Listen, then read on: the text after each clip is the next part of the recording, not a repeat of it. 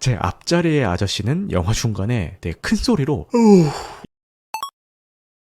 먼저 살인자 리포트인데 리뷰 전에 말씀드리자면은 스포일러가 되게 중요한 작품이기 때문에 어떤 정보도 찾아보지 말고 보시는 것을 추천드리고요. 그래서 저도 오늘 제 감상만 이야기를 하고 뭐 구체적으로 내용이 어떻다 저떻다 이런 이야기는 공식적으로 공개되어 있는 그 정도만 언급하고 이제 넘어가도록 하겠습니다. 9월 5일에 개봉한 영화 살인자 리포트를 감상을 했습니다. 이 작품은 러닝타임 107분 대부분을 호텔 스위트룸이라는 한정된 공간과 그 공간을 채우는 두 남녀의 대화만으로 이끌어가는 아주 과감하고도 매혹적인 스릴러인데요. 제가 아무런 사전 정보 없이 극장을 찾았다가 정말 뜻밖의 수작을 발견한 듯한 그런 짜릿함을 느꼈습니다. 제가 입장할 때 팝콘이랑 음료수를 들고 들어갔는데 광고 시간에 열심히 먹다가 영화가 시작되자마자 바로 몰입이 돼서 그 사들고 들어갔던 팝콘이랑 콜라를 거의 다 남겼을 정도로 굉장히 몰입해서 봤고요. 보다 많은 분들이 보셨으면 하는 마음에 오늘은 스포일러 없이 후기를 진행을 해보겠습니다. 먼저 대략적인 줄거리를 소개를 해드리자면은 조여정 배우가 연기하는 베테랑 기자 선주에게 자신을 연쇄살인범이라고 주장하는 정성일 배우가 연기하는 영훈으로부터 단독 인터뷰 제안이 들어옵니다. 약속 장소는 고급 호텔의 스위트룸이고요. 특종을 향한 직업적인 본능과 정체모를 상대에 대한 의심 속에서 선주는 그 스위트룸으로 들어서게 됩니다. 영훈은 젠틀한 태도 뒤에 서늘한 광기를 숨긴 채 자신의 살인에 대한 리포트를 시작을 하고요. 선주는 그의 말을 통해서 진실과 거짓을 가려내고 그의 진짜 목적을 파헤쳐야만 합니다. 영화 살인자 리포트입니다. 이 영화의 가장 큰 동력은 단연 조여정 배우와 정성일 배우, 이 두 배우의 폭발적인 연기 시너지입니다. 배경음악조차도 절제된 상태로 오직 대사와 표정, 눈빛만으로 107분 동안 긴장감을 쌓아 올리는 것은 이 배우들에게 엄청난 부담이었을 것 같거든요. 실제로 조여정 배우는 인터뷰에서 이번 작품이 자신에게 큰 도전 같은 작품이었으며 이 단순한 형식 때문에 오히려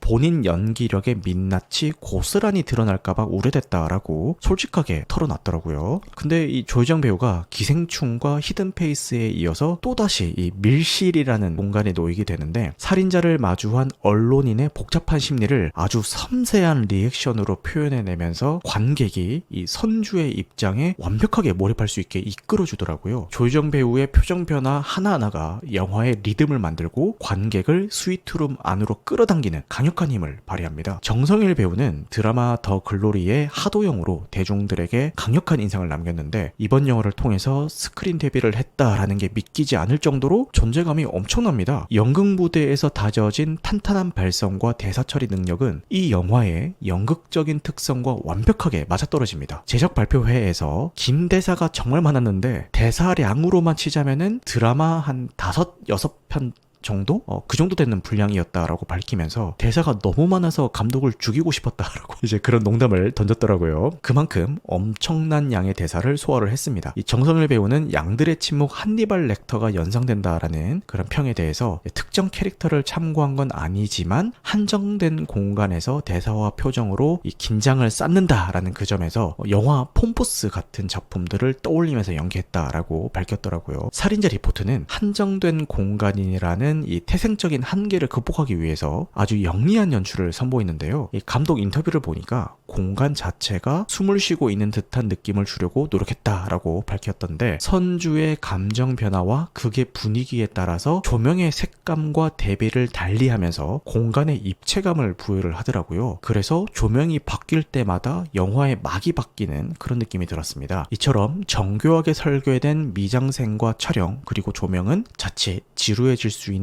이 2인극에 활기를 불어넣으면서 몰입감을 높여줍니다. 그렇다고 해서 이 영화가 아쉬운 점이 없는 완벽한 영화냐라고 하면은 그건 또 아니긴 하거든요. 이 두 배우의 연기 차력쇼와 영리한 연출에도 불구하고 아쉬운 지점은 분명히 존재합니다. 유사한 구도가 반복이 되고요. 스위트룸이라는 공간에 익숙해질 때쯤 특히 중반부를 넘어서면서 긴장감이 다소 느슨해지는 포인트가 한번 찾아옵니다. 방대한 대사량은 높은 집중력을 요구하기 때문에 관객에 따라서는 피로감을 느낄 수 있겠다라는 생각도 들었고요. 실제로 제 옆자리의 아저씨는 코 골면서 주무셨고 제 앞자리의 아저씨는 영화 중간에 되게 큰 소리로 이런 하품 있잖아요. 그런 하품을 하시더라고요. 저는 엄청 막 몰입해서 보고 있다가 그 소리를 딱 듣는 순간 호불호가 갈리겠구나 이런 생각이 딱 들었습니다. 또 이 영화는 후반부에 들어서면서 이 사적 복수의 정당성에 대해서 이제 이야기를 하는데 관객들에게 질문을 던진다라는 느낌보다는 이미 그냥 답을 정해놓고 그거 하나만을 위해서 달려가는 그런 느낌이 들어서 그거는 조금 아쉽긴 했습니다. 정리하자면 이 살인자 리포트는 배우들의 밀도 높은 연기 대결을 감상하고 싶으신 분, 심리 스릴러를 선호하시는 분, 그리고 한정된 공간에서 오는 몰입감과 서스펜스를 즐기시는 분들께는 아주 좋은 선택이 될 것 같고요. 화려한 볼거리 같은 것들을 기대하는 관객이라면은 아쉬울 수가 있습니다. 하지만 이 작품은 최근 극장가에서 만나기 힘들었던 매력을 지닌 작품임에는 틀림없고요. 이 영화를 제대로 즐기고 싶다면은 가급적 아무런 정보 없이 극장에서 보시는 것을 추천드립니다. 말씀드린 것처럼 몰입감이 중요하기 때문에 집에서 보면은 극장만큼의 그 몰입감이 생기지 않을 것 같다라는 생각이 듭니다. 혹시 이 영화를 보신 분들은 어떻게 보셨는지 댓글로 자유롭게 남겨주시면 감사할 것 같습니다.